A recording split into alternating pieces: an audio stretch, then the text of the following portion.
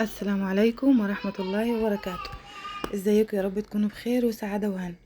الوصفة بتاعتنا النهاردة يعني هي جديدة من نوعها شوية، بس بصراحة وصفة ممتازة وجميلة. هي الكفتة الغمراوي او الكبيبة الغمراوي. هي يعني خاصة ب100 غمر الكفتة ديت، بس احنا عندنا بنعملها هنا احنا بالفريك الذرة. يعني هي نفسيها هما بيعملوها بالرز، احنا بنعملها بالفريك الذرة في البحيرة يعني عامة. بصراحة هي حلوة مش بطالة وجميلة، بس اللي بالذرة بقى أحلى منها بمراحل. لكن هي كمان هي نفسها بتفكرني بكفتة الرز العادية اللي احنا بنعملها بالصلصة، واللي كانت والدتي الله يرحمها تحمرها. كنا نخلصه اكتر من نصها بس، واحنا بناكلها محمرة بس كده، قبل ما تتحط في الصلصة والتخديعة والكلام ده يعني. فبصراحة هي ان انت بتاكليها وانت بتاكليها كده، انت حاسة ان انت بتاكلي كفتة الرز المحمرة اللي امهاتنا كانت بتعملها الله يرحمهم يا رب ويسكنهم الفردوس الاعلى. فهي مش وحشة وجميلة جدا وممتازة ما شاء الله ولا قوة الا بالله للي هو بيحب ياكل الكفتة محمرة. هي بترمي بكمية كبيرة، لان احنا كده معانا ما شاء الله تبارك الله نص كيلو لحمة على كيلو الا ربع رز، على بصلتين متقطعين شرايح، على حزمة كزبرة، على شبت، على ايه التوابل بتاعتنا ملح وفلفل وكمون وكاري وبهارات اللي هي البهارات السبعة، على الملح. كل ده حطيناه على بعضه وخلطناه كويس، وبعدين بنفرمه في الكب.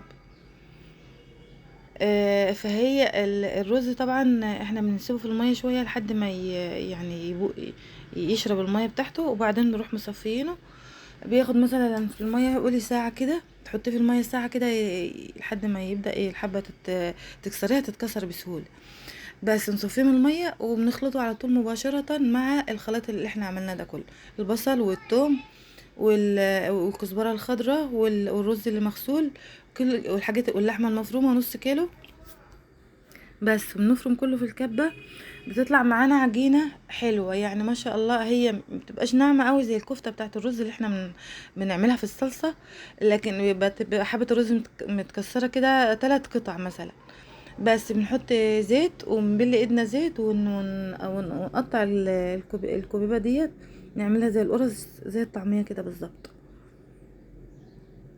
بس بنخلص الكمية كلها تصبيع او يعني تقطيع كده، ونرصها على صينية جنبينا، ونحاول ان احنا نخليها ايه متوسطة، لا هي رقيقة قوي ولا خفيفة قوي عشان تبقى متماسكة معاكي في الشوربة.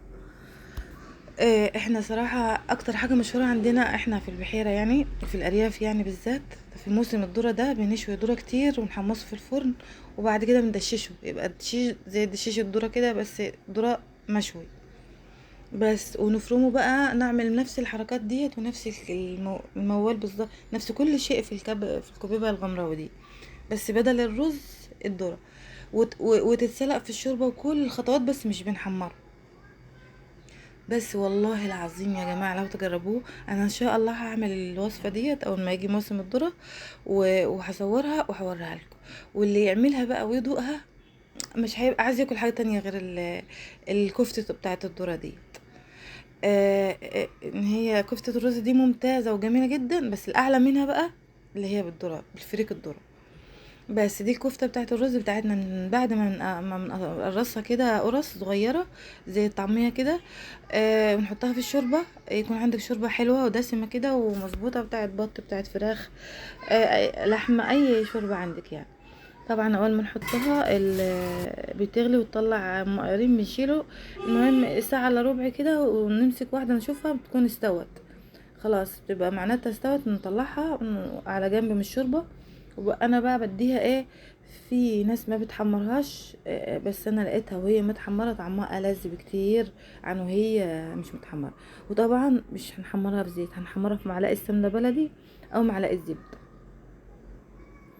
بس بتطلع وانا كمان بصراحة لقيت لها يعني ايه جميلة قوي بقى في الرحلات، ان انت لما تعمليها وانت في رحلات مثلا، حتى لو انت مثلا طالعة عمرة طالعة حج، ممكن تعمليها وتاخديها معاكي، تبقى تعمليها في سندوتشات جاهزة معاكي تاخديها كده، او رحلات بصراحة ممتازة.